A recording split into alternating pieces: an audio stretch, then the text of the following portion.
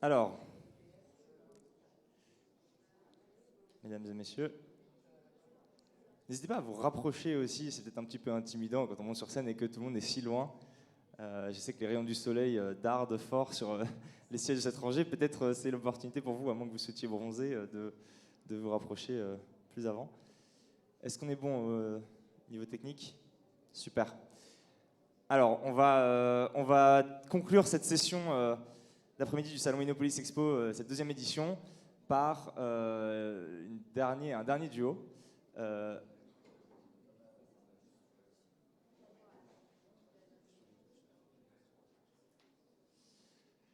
J'ai le plaisir d'accueillir pour cette dernière intervention Monsieur Ariel Veil, le maire de Paris Centre, qui nous rejoint en ce moment. Vous pouvez applaudir bien fort. Monsieur Veil, je vous invite à vous installer.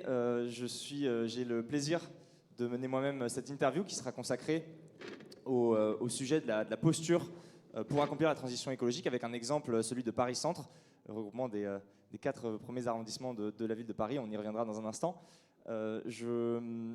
Monsieur Veil va nous faire le plaisir de nous partager ses regards et sa vision des projets, les chantiers que Paris Centre mène sur différentes thématiques de mobilité, de perméabilisation des sols, les problématiques de l'acceptabilité aussi de ces changements, de ces transformations.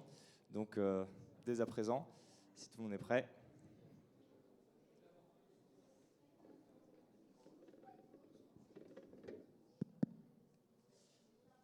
Merci, bonjour. D'abord, merci de votre invitation. Je suis ravi d'être là. Vous m'entendez bien? Je suis passé par les allées et j'avais très envie de musarder un peu et d'aller trouver des solutions à tous nos problèmes, des petits concepts techniques. Donc j'irai après, je pense. Je n'ai pas encore trouvé la solution clé. Et en attendant, du coup, on fait ce qu'on peut. On fait ce qu'on peut pour quand même un mouvement qui, à Paris en général et à Paris, dans le centre de Paris en particulier, est celui d'une vraie révolution qui consiste à changer un peu le paradigme. Vous disiez quelle posture pour accomplir la transition écologique. Ce qui est certain, c'est que nous, on est dans un mouvement de redistribution de l'espace public, je crois, sans précédent depuis peut-être la Seconde Guerre mondiale. Alors, il a commencé il y a quelques années, mais il s'accélère un petit peu et c'est le premier, je dirais que c'est le premier mouvement, c'est ça, c'est la redistribution de l'espace public et tout ce qui s'ensuit. Vous parliez de bitume, de la végétalisation, de l'air, de la baisse de la pollution, mais en fait tout ça suit en fait une simple redistribution qui, pour un économiste comme moi, a un sens absolument évident. Alors on va y venir justement, puisque économiste, c'est le métier que vous avez exercé pendant plusieurs décennies à l'international. Vous avez travaillé, vous êtes formation de statisticien, et depuis quelques années, vous avez concrétisé votre engagement politique au Parti Socialiste. Vous étiez depuis 2017 le maire du 4e arrondissement, maire adjoint en charge du 4e arrondissement à Paris, et depuis le regroupement en 2020 des 4 premiers arrondissements de Paris dans cette nouvelle collectivité qu'on appelle Paris Centre. Vous êtes en charge de Paris Centre. D'abord, monsieur le maire, qu'est-ce que Paris Centre et pourquoi cette fusion des 4 premiers arrondissements? Oui, bien sûr. Alors, Paris Centre, c'est le regroupement des 4 premiers arrondissements de Paris, qui sont aussi les plus anciens avec le 5-6e. Mais c'est vraiment la ville de Paris jusqu'au XVIIe siècle. Vous avez la ville qui est là, et puis vous avez l'université qui correspond aujourd'hui au 5e et au 6e arrondissement, puis au milieu, ces îles qui font partie de Paris Centre, je tiens à le dire, hein, les gens ne savent pas. L'île Saint-Louis, l'île de la Cité, le berceau historique de Paris. Donc on est vraiment dans le Paris, dans le développement de Paris jusqu'au XVIIe siècle. Il se fait depuis l'île de la Cité jusqu'au Grand Boulevard. Et ce sont des arrondissements qui sont à la fois très, très beaux, très vastes, très patrimoniaux, mais aussi relativement peu peuplés. Si bien que, en quelque sorte, l'affaiblissement démographique faisait que c'était un enjeu d'abord démocratique, que d'avoir une représentation à peu près égale au Conseil de Paris. Et donc, dans la loi de 2017, de février 2017, qui notamment revient sur le statut de Paris, eh bien, est voté le principe du regroupement des 4 premiers arrondissements de Paris. Alors, on aurait pu en regrouper d'autres, je pense notamment au 5e, 6e, 7e, sur la même base historique.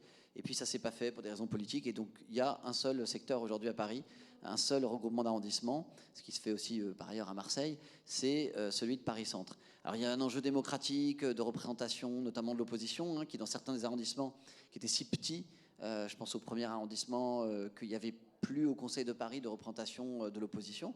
Donc il y a un argument démocratique, mais en réalité, c'est aussi une logique administrative, c'est que c'est plus simple d'avoir qu'une seule mairie. On avait 3 ou 4 couleurs politiques en 4 arrondissements, et les problématiques du centre de Paris, du centre historique, sont essentiellement communes. C'est comment faire concilier, pour le simplifier et pour le dire comme moi je le vois, c'est comment on concilie l'immensité patrimoniale, culturelle qu'on a, architecturale, qui est une contrainte aussi en termes de densité du bâti, de préservation, de lois, de règles de préservation, heureusement d'ailleurs, avec le maintien d'une vie pour des familles, pour de la mixité sociale et avec un air assaini. Donc c'est vraiment ça la problématique. Absolument. Donc les contraintes que vous avez citées sont uniques en Europe, puisque Paris Centre connaît, en termes patrimonial notamment, des sites qui sont parmi les plus fréquentés d'Europe et même du monde. Il y a Notre-Dame, effectivement, que vous avez cité sur l'île de la Cité, le musée les Tuileries et le Louvre, le Centre Pompidou, et puis un milieu donc ultra patrimonial, dense, fréquenté. Quelles contraintes urbanistiques cela fait-il peser sur votre travail de la collectivité? Oui, alors on est d'ailleurs dans une partie de Paris Centre qui correspond au Marais, c'est-à-dire en gros la grosse partie du 4e et du 3e arrondissement.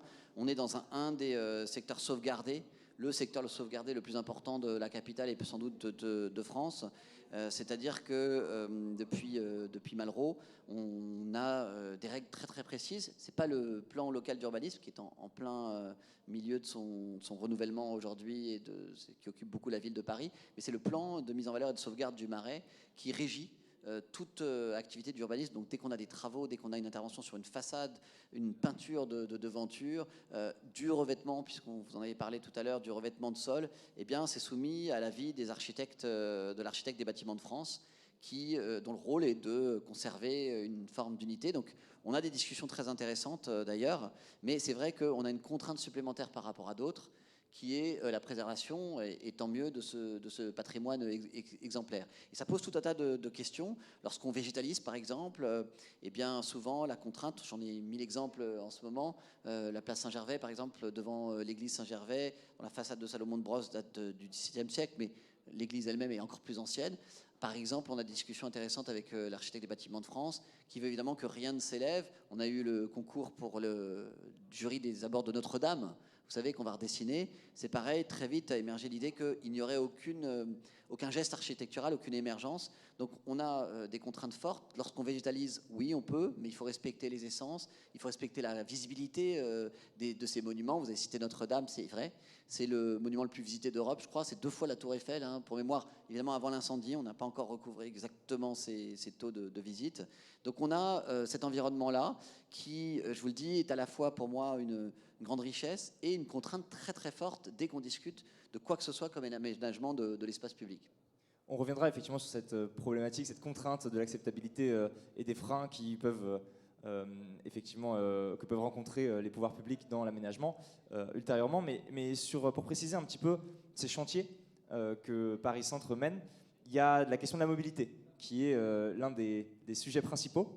On parle de piétonisation, on voit émerger de nouvelles mobilités, les trottinettes en libre service, des nouvelles pistes cyclables qui ont été pérennisées depuis les confinements, des offres en libre service également pour des moteurs électriques. Toutes ces offres-là enrichissent la manière dont les Franciliens, les Parisiens peuvent se déplacer. Quels sont les chantiers auxquels Paris Centre s'attelle et à quoi peuvent s'attendre les Franciliens en matière de mobilité ? Bien sûr. Alors, je crois que d'abord, la première priorité pour nous, c'est, je le disais tout à l'heure, et peut-être j'y reviens un instant, sur qu'est-ce que j'appelle la redistribution de l'espace public. Bon, pendant des années, à partir de la Seconde Guerre mondiale, grosso modo, pour simplifier, vous avez eu un urbanisme qui était tourné vers faire de la place à la voiture. Et je reviens pas, c'est pas une posture idéologique, je reviens pas sur ce qui s'est fait à l'époque, c'était la modernité. C'était aussi une forme d'émancipation, de libération, de progression, de progrès économique. Et puis, grosso modo, on va jusqu'aux années, ça culmine à peu près dans les années 70, peut-être même les années 80, avec notamment la création, par exemple, de cette grande autoroute urbaine qui était les voies sur berge jusqu'à il y a quelques années. Et depuis, on a commencé doucement, et puis avec une accélération maintenant, à se dire, mais attendez, Aujourd'hui, le premier mode de transport, enfin, si vous regardez le taux d'équipement, par exemple, des gens de Paris, c'est 30% des ménages qui ont une voiture, qui l'utilisent d'ailleurs pas forcément tous les jours, et ça descend à 15% dans le centre de Paris. Quand vous regardez comment les gens se déplacent, ils se déplacent essentiellement en transport en commun et à pied. Et la voiture, comme ça que je suis venu ici. la part modale, voilà, la part modale de la voiture, c'est quoi? C'est 5%, c'est peut-être en diminution, alors que le vélo est en train d'exploser. Donc, de toute façon, vous avez un enjeu presque d'une manière statique qui est de redistribuer l'espace public en profit des piétons. Et ça, c'est la première. Il faut partir de là. Et puis, quand vous commencez à prendre l'empreinte, c'est-à-dire que vous ne regardez pas simplement le volume qu'occupent les voitures, la part de chaussée qu'elles prennent, hein, c'est-à-dire à peu près plus de la moitié. Plus de la moitié pour 5% des transports. On voit bien le gap. Mais en plus, quand vous commencez à factoriser ce que nous, on appelle, les économistes, les externalités négatives, c'est-à-dire en fait le poids, l'empreinte carbone notamment, mais pas que carbone, particules fines et dioxyde d'azote, vous regardez l'empreinte des voitures. Alors, c'est comme si d'une certaine manière, elle prenait encore plus de place lorsque vous prenez en compte le bilan en termes de qualité de l'air, puis si vous prenez le bruit. Et donc, à l'évidence, il fallait redistribuer. On est loin encore d'une distribution de l'espace public qui respecterait parfaitement simplement les modalités de transport des gens. On en est très loin, et si on devait aussi diminuer la pollution à l'aune de ce qu'on doit le faire pour des raisons de santé, on devrait aller encore plus vite. On va quand même assez vite, avec donc d'abord une priorité aux piétons, je le disais, qui passe par l'agrandissement de trottoirs, qui passe par la création de jardins, la création de places, la piétonisation de certains endroits. Et puis, vous l'avez dit aussi, la mobilité, c'est ensuite les transports en commun. J'insiste beaucoup sur ça parce qu'on parle beaucoup de vélo et je voudrais arriver au vélo après.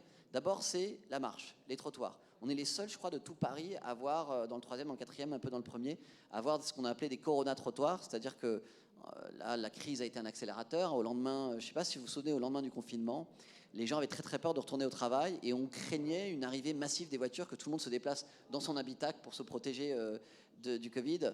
Et les transports en commun craignaient d'être saturés, ils avaient fermé quelques stations. Et donc on se disait comment on va faire. Et c'est là qu'on a rencontré un espèce d'alignement des planètes entre le gouvernement, la ville, la préfecture de police, et que tout d'un coup on a pu créer des pistes cyclables qu'on rêvait de créer de manière temporaire, un peu en mode de guérilla urbaine, avec ces plots jaunes qui ont tant défrayé la chronique ensuite sur l'esthétique parisienne. On a fait des pistes cyclables, donc des corona-pistes, et on a fait des corona-trottoirs aussi. Ça, c'est moins connu. C'est-à-dire qu'on a fait des extensions, et essentiellement dans le centre de Paris, où les rues sont si étroites, on a doublé les trottoirs en mettant des plots jaunes pour qu'une partie de la chaussée, dévolue d'habitude au stationnement ou au déplacement des voitures, puisse servir pour les piétons. Et nous, on a quasiment fini dans le centre de Paris de les transformer en un agrandissement de trottoirs qui sont pérennes, avec un mobilier un peu plus joli, avec des croix de Saint-André ici, avec un mobilier traditionnel parisien. Donc, d'abord, c'est ça la priorité. Ensuite, dans tous les aménagements, moi, ce que je veille à faire respecter, c'est qu'on ait toujours la priorité au bus et au taxi, enfin au transport en commun au sens large, avec une voie réservée. C'est le cas à peu près sur la rue de Rivoli, sauf un petit bout. Là, dans le dernier aménagement qui est en cours, vous voyez le long de Beaubourg, la rue Beaubourg et la rue du Renard, avec deux pistes cyclables qui sont installées, une réduction de la voie de la circulation. On a même fait le choix sur un petit bout, un petit segment, de ne pas avoir une piste cyclable en propre, ça nous a été pas mal reproché par les associations de vélo, pour dire non, d'abord le bus, et donc d'abord priorité à avoir une file pour le bus et les transports en commun. Donc c'est ça notre priorité. Et évidemment le vélo, alors j'y viens en dernier, je suis moi-même cycliste et que je me déplace comme ça. C'est mon véhicule de fonction est un vélo. On n'est pas beaucoup parmi les maires, je veux dire, à se déplacer comme ça. Moi, ça fait 20 ans, 25 ans que j'étais cycliste, et ce que je regarde comme simple utilisateur, c'est un phénomène incroyable. Et je le dis ici à Paris, il y a quelques articles, mais enfin, le monde entier est en train de regarder ce qui se passe à Paris, c'est incroyable. On a 100% d'augmentation sur l'année dernière, je crois, de l'utilisation du vélo. Jamais des équipements auront trouvé une utilisation aussi rapide après leur installation. Enfin, un retour sur investissement là en termes de fréquentation, au point même d'ailleurs qu'on en arrive, et vous avez pas mal d'articles là-dessus, à ce qu'on nous reproche d'avoir fait trop petit. Par exemple, la piste du boulevard de Sébastopol, qui est, je vous rappelle, l'un des réseaux express vélo. Les réseaux express vélo, c'est très grands axes avec des pistes qui sont soit bidirectionnelles, soit assez calibrées. Donc vous en avez un nord-sud, qui est la piste du boulevard de Sébastopol, qui a depuis été doublée par une piste temporaire qu'on essaye tant bien que mal de pérenniser au sud, jusqu'à la porte d'Orléans. Vous avez l'axe Rivoli, qui va de Bastia à la Concorde, et puis vous avez la rue de Turbigo, qui est souvent oubliée. Ça sont les 3 réseaux express vélo de Paris. Ils sont tous dans le centre de Paris. Et on nous reproche déjà que celui de la rue du boulevard de Sébastopol est sous-évalué, sous-calibré.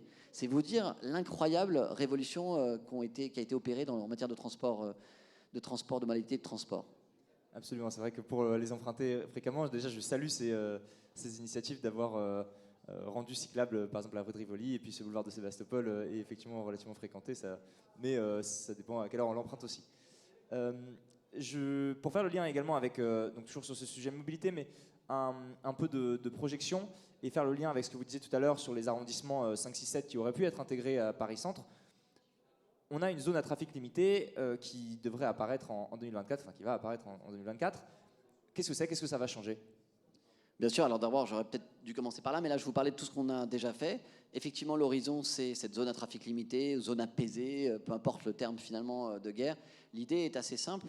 Elle correspond à un slogan qui était mon slogan de campagne en 2020 pour Paris-Centre. C'est Paris-Centre, mon quartier n'est pas un raccourci. On avait repiqué un peu, je ne sais plus si c'était une des associations de vélo qui disait ma rue n'est pas un raccourci. Nous, on avait dit mon quartier, mon Paris-Centre, le centre de Paris n'est pas un raccourci pour les voitures. C'est-à-dire que vous avez aujourd'hui, paradoxalement, parce que c'est un point pivot, on a commencé par ça en disant qu'on avait des contraintes patrimoniales fortes, urbanistiques fortes.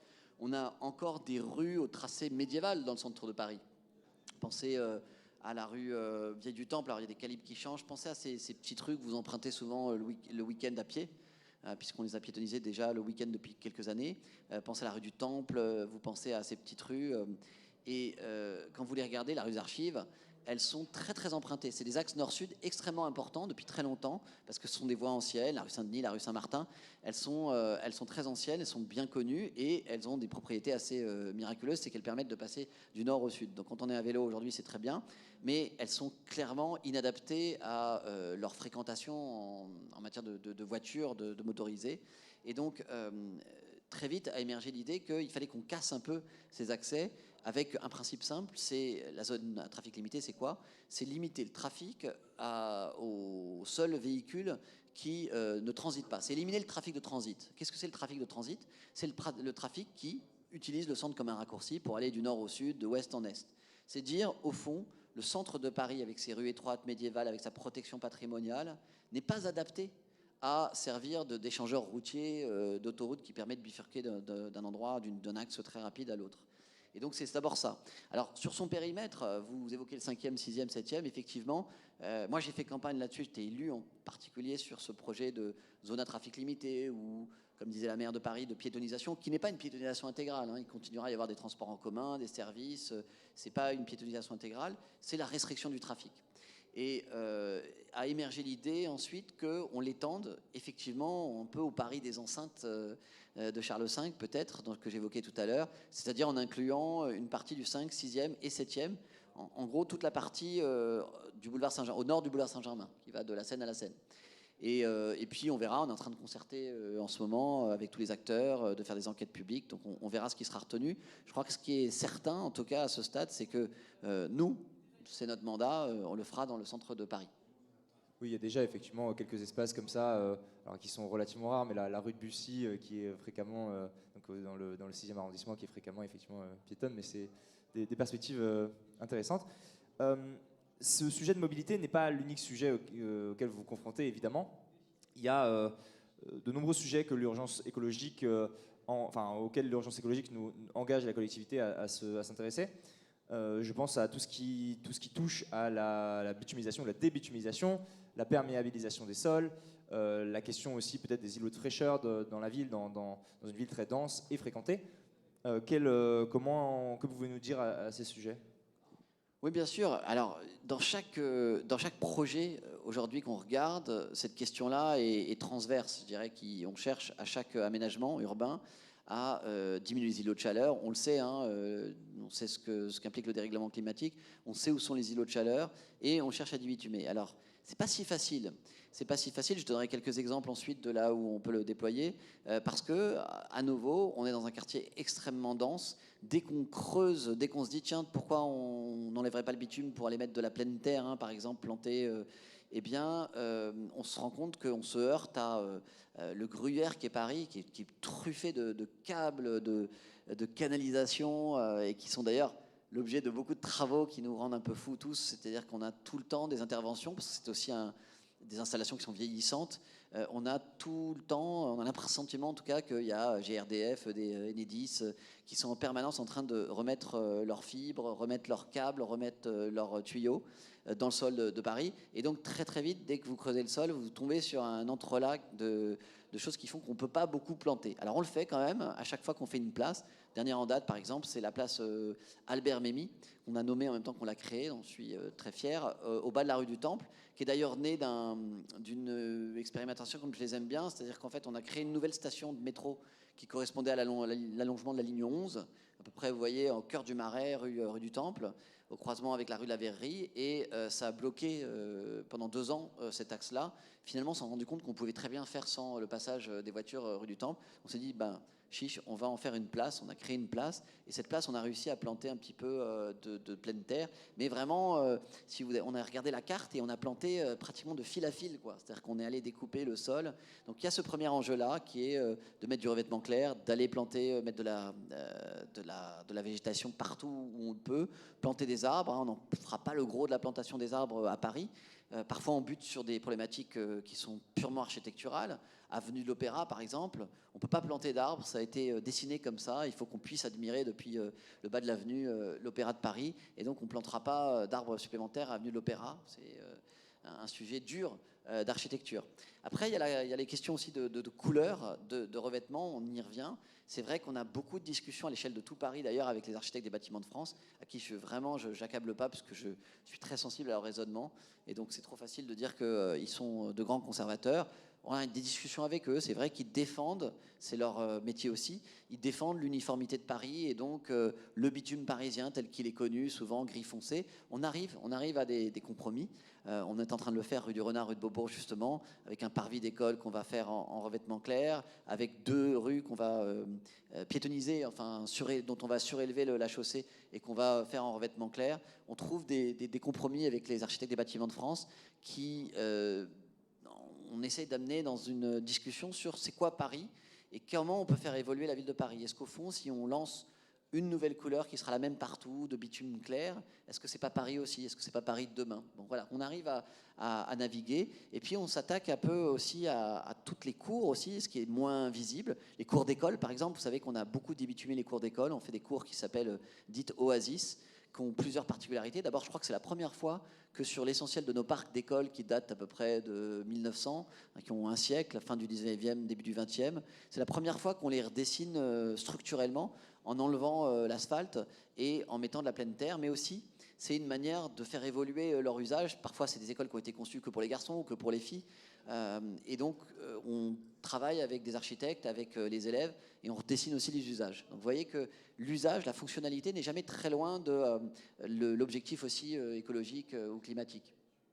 Ah, oui, bien sûr, j'imagine, c'est transversal à tous ces...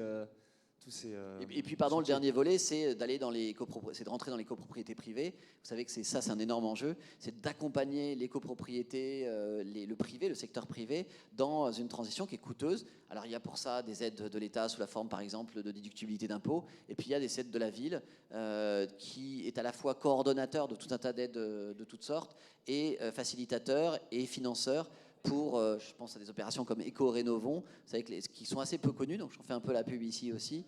Les copropriétés, les syndics, on essaie de beaucoup leur parler, de les convaincre qu'ils peuvent, par exemple, changer le vitrage, connecter les immeubles au réseau de froid de la ville, et que pour ça, il existe des aides, et que finalement, c'est un investissement qui est assez rentable sur le long terme.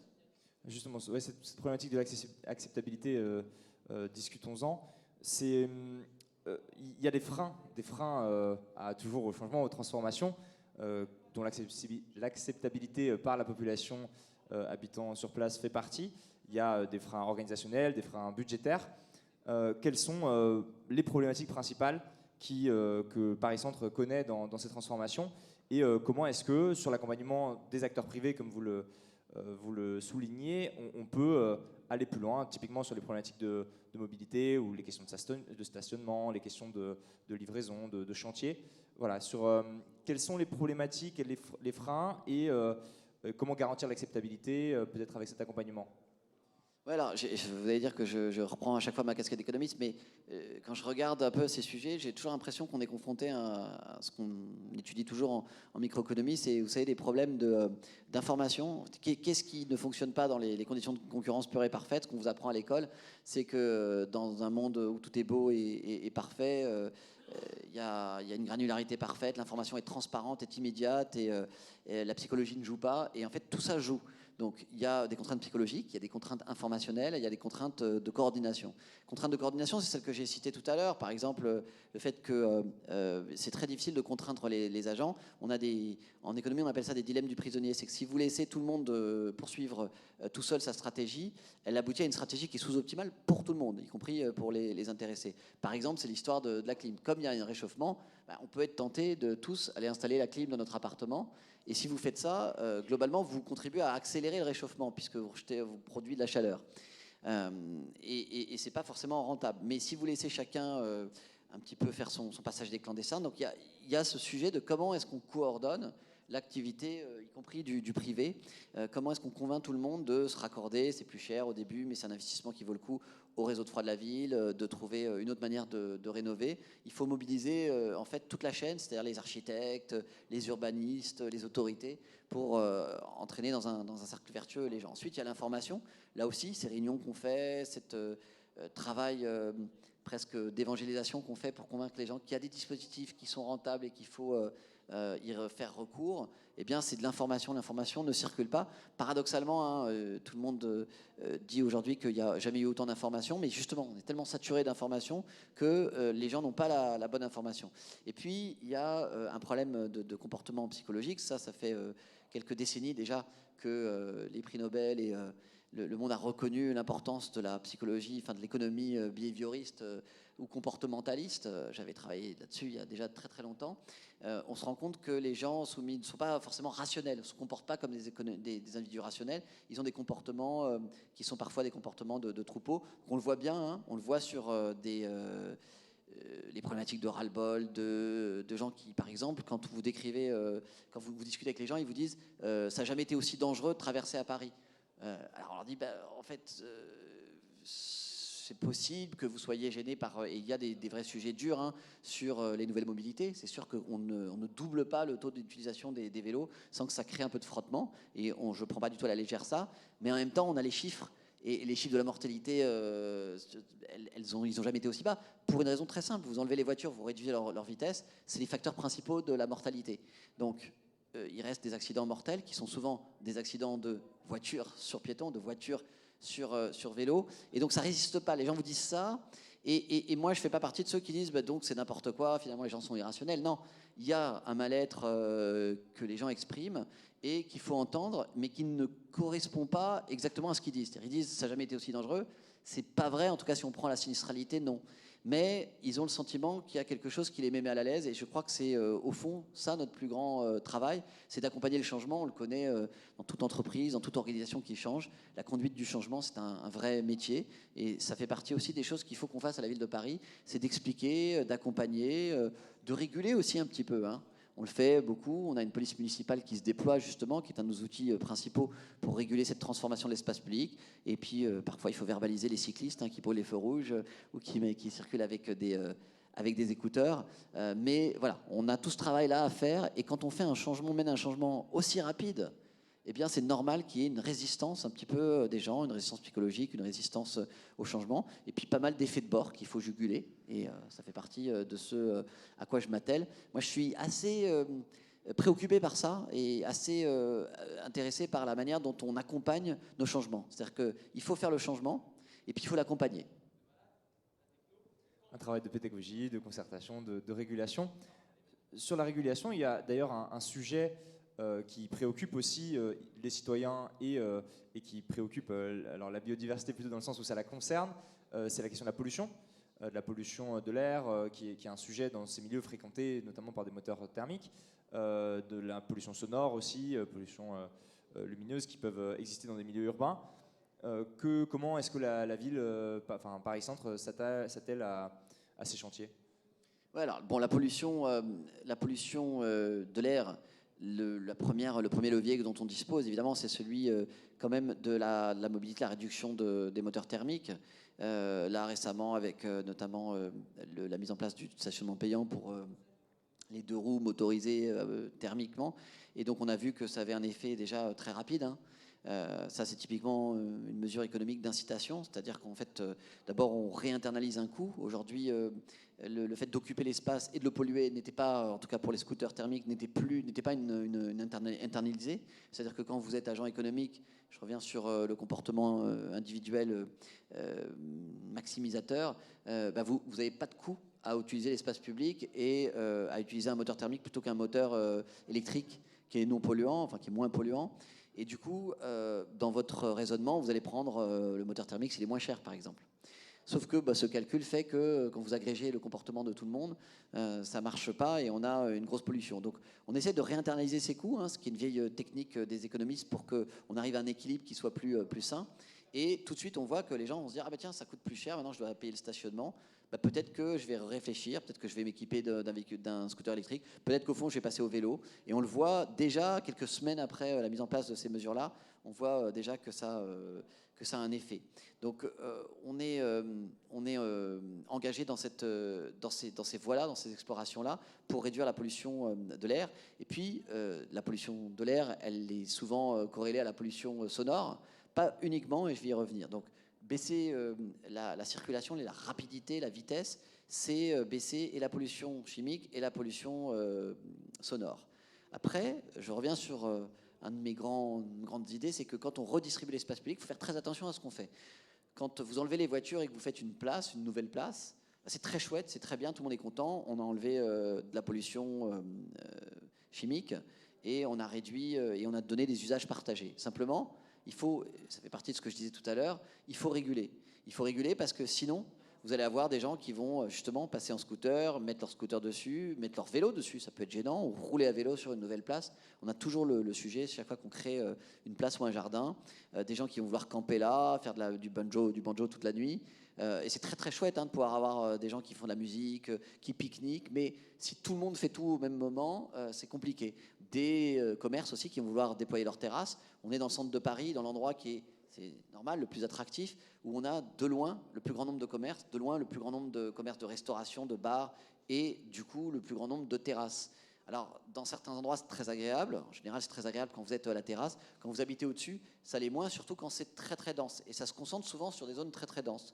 Donc, qu'est-ce qu'on fait? On est aussi sensible à ça, aux effets induits, aux effets de second ordre, si je puis dire, puisque quand même en réduisant la vitesse et l'intensité de la circulation, on a réduit le bruit. Mais si vous réinjectez du bruit dans le système, ça devient d'ailleurs, là aussi, psychologiquement, quasi insupportable pour les gens, parce que c'est pas forcément que le bruit est plus important, mais ils ont parfois vécu pendant le confinement, et puis ils ont vécu la baisse du trafic, et tout d'un coup, ils se retrouvent avec des éclats de voix, avec du bruit. Et donc, il faut que tout le monde puisse arriver à vivre ensemble dans des espaces qui sont très, très contraints. Et pour ça, là aussi, il faut réguler l'espace qu'on accorde à chacun. Et puis, il faut avoir une police municipale qui vient mettre en œuvre ce qu'on a décidé. Je donne un exemple. Dans le quartier Montorgueil, vous voyez, là, qui est la première zone piétonne de Paris, au fond, qui date des années 90, je crois. Vous avez la rue Montorgueil, que vous connaissez bien, la rue Saint-Denis, la rue Montmartre, et puis toutes les petites rues adjacentes. Dans ce quartier-là, je crois que c'est la plus grande densité, sans doute, de tout Paris en matière de bars, de restaurants, parce que justement, c'est une zone piétonne depuis très, très longtemps. Et donc là, on a fait un règlement. Toute l'année dernière, j'ai fait une concertation qui a abouti à créer un règlement spécifique pour cette zone, un règlement d'étalage des terrasses qui soit particulier à cette zone et qui permette d'y limiter l'extension. On est dans une zone piétonne où, en théorie, le piéton est censé, par exemple, être souverain. Il est censé tout le temps pouvoir marcher sur la chaussée. Mais en pratique, on sait bien que dans ces zones-là, il y a des livraisons, il y a des passages de voitures. Et donc, le piéton est parfois en insécurité. Et donc, on voulait absolument qu'il puisse toujours circuler sur le trottoir. Alors, les commerces nous ont dit, bah non, il peut circuler sur la chaussée, il est déjà prioritaire sur la chaussée, il ne va pas l'être en plus sur le trottoir, si. Et donc pour ça, on a passé un règlement particulier, c'est-à-dire qu'on a créé un règlement spécifique avec des contraintes un peu plus fortes que celles qui sont les contraintes générales qui s'appliquent à tous les établissements commerciaux dans le reste de Paris. Alors il en existe d'autres, hein. Moi-même j'en avais déjà créé un dans le 4e arrondissement, dans une place spécifique, où le règlement général parisien ne s'opposait pas à ce que toute la place soit recouverte de terrasses, et ça nous posait un problème patrimonial, un problème de bruit, un problème de circulation. Et donc là, on a fait la même chose. Donc voilà, régulation, elle est nécessaire pour notamment juguler le problème de la pollution sonore. De l'art de réguler sans sacrifier notre art de vivre à la française, effectivement. Merci, monsieur le maire, pour ces propos assez éclairants sur les chantiers en cours, les chantiers à venir de Paris Centre et les conséquences que la population pourra retrouver de ces chantiers. J'espère que voilà, cette discussion vous aura intéressé au sujet des manières d'accomplir cette transition écologique dans une zone aussi unique que celle de Paris Centre. Peut-être y a-t-il des questions dans le public à monsieur le maire Ariel Weil. Alors, est-ce qu'on a un micro dans le fond? Non. Bon.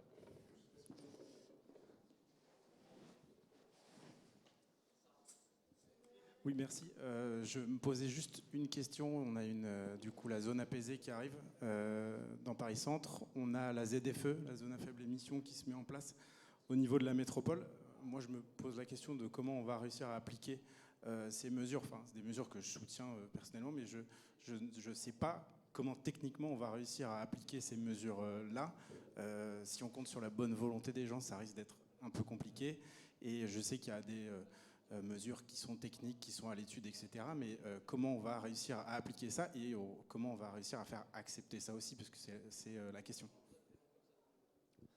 Donc toujours cette question d'effectivement d'acceptabilité et de mise en œuvre. D'abord, une question pragmatique. Moi aussi, je me pose la question, comment on va faire pour le mettre en œuvre et que ça soit respecté. On y travaille évidemment, hein, tous les jours. On a des discussions, enfin un comité de pilotage interne à la ville avec toutes les directions. Ça concerne beaucoup de gens. Ça concerne les gens de la voirie, ça concerne la police municipale, ça concerne les affaires juridiques, ça concerne la construction. Et donc on en parle avec tous ces gens-là. Ça concerne les affaires, il y a aussi la mise en œuvre juridique qui est à l'étude avec l'enquête publique. C'est un processus très lourd d'ailleurs qui a pris 2 ans de retard pour cette raison-là, puisqu'on a souhaité cette fois-ci le faire bien le construire et qu'il n'y ait pas de recours trop important comme il y en a pu en avoir au moment où on a piétonnisé les berges de Seine. Comment ça va se faire concrètement? Alors, il faudra qu'il y ait de la régulation et il faudra qu'il y ait du contrôle, un peu comme pour tout. Donc ça, c'est une vraie question, c'est le déploiement de la police municipale. Je pense que dans un premier temps, il va y avoir une sensibilisation, puis une pédagogie, et puis dans un second temps, il y aura des sanctions qui prendront plusieurs formes avec des contrôles. Une fois que les règles auront été établies, il faudra que les gens prouvent qu'ils sont effectivement pas en transit. Donc on est en train de travailler à cette mise en œuvre. Comme je suis pas totalement confiant dans notre capacité à déployer assez d'effectifs ou à engager la police nationale, par exemple, dans cette mission-là, on a quand même prévu des petits backups d'autres systèmes qui permettent de crédibiliser et de rendre effectif aussi cette zone à trafic limité. C'est des modifications de la circulation. C'est-à-dire qu'en fait, on travaille sur le macro, si je puis dire, c'est les règles qui s'appliquent à l'entrée de la zone. Et puis on travaille aussi plus finement sur le dessin, sur le schéma, le plan de circulation à l'intérieur de la zone. Tout à l'heure, je vous ai évoqué ces grands axes qui sont à la fois des grands axes et des petits axes, qui sont des voies étroites, anciennes, historiques, mais qui sont des axes qui ont historiquement permis aussi de débouler du nord au sud, d'est en ouest. Je vous ai cité la rue Vieille du Temple, la rue des Archives, j'aurais pu aussi parler de la rue des Francs-Bourgeois, j'aurais pu parler d'autres axes qui sont structurants, qui sont transversaux, et dont aujourd'hui on est en train de brouiller un tout petit peu la linéarité en faisant tout tas de choses, des têtes bêches, des petits bouts de piétonisation, comme je l'ai évoqué tout à l'heure, rue du Temple, en venant aussi faire des voies bus uniquement, par exemple, en disant il n'y a que le bus qui peut remonter tel et tel axe. Et là, l'idée, c'est de dire, par ailleurs, quand bien même quelqu'un transgresserait, pénétrerait pour faire du transit, on va un petit peu diminuer les opportunités d'arbitrage, si je peux m'exprimer comme ça, d'arbitrage de circulation, les fairways. On va diminuer les opportunités de traverser très très rapidement des axes qui ne sont pas faits pour ça. et on va rejeter le trafic sur des axes plus grands, qui seront peut-être aussi plus faciles à contrôler, ou qui sont carrément à l'extérieur de la zone. Cette modification à bas bruit, on la concerte localement, mais on n'en parle pas tellement, elle est à mon avis l'une des pièces maîtresses pour faire marcher le système. C'est cette petite perturbation qui ressemble un peu à ce que font d'autres villes, qui sont d'ailleurs en avance sur nous. Je pense en l'Italie, je pense à Café des ZTL, ou plutôt à l'Espagne, qui a un autre procédé qui consiste, vous savez, à faire des micro-blocs. C'est-à-dire qu'on fait des blocs pour lesquels, à travers lesquels on ne peut pas traverser. C'est-à-dire que vous êtes obligé de circuler entre les blocs, et dans les blocs, vous pouvez que accéder chez vous, mais avec un chemin qui est un peu compliqué. C'est un peu l'esprit de ce qu'on fait. C'est-à-dire de dire, bah voilà, si vous êtes livré, vous avez vraiment affaire dans le quartier, si vous rentrez chez vous, si vous vous livrez, bah, ça ne vous dérange pas de faire comme ça et comme ça. Mais par contre, si vous cherchez à aller très très vite pour traverser, c'est pas très intéressant parce que vous allez faire des boucles et vous retrouvez là où vous êtes parti. Merci pour cette réponse. Si plus de questions, Monsieur le maire, encore une fois, merci d'avoir accepté de clôturer cet après-midi du Salon Innopolis Expo, de cet espace dédié du coup à toutes ces questions de transition, de comment imbriquer la sobriété, la technologie, les problématiques urbanistiques dans des milieux dont, y compris ultra denses et particuliers. Merci encore. Merci à vous. Merci à vous d'avoir suivi cet espace. Alors ce sera sans moi, mais cet espace demain sera de nouveau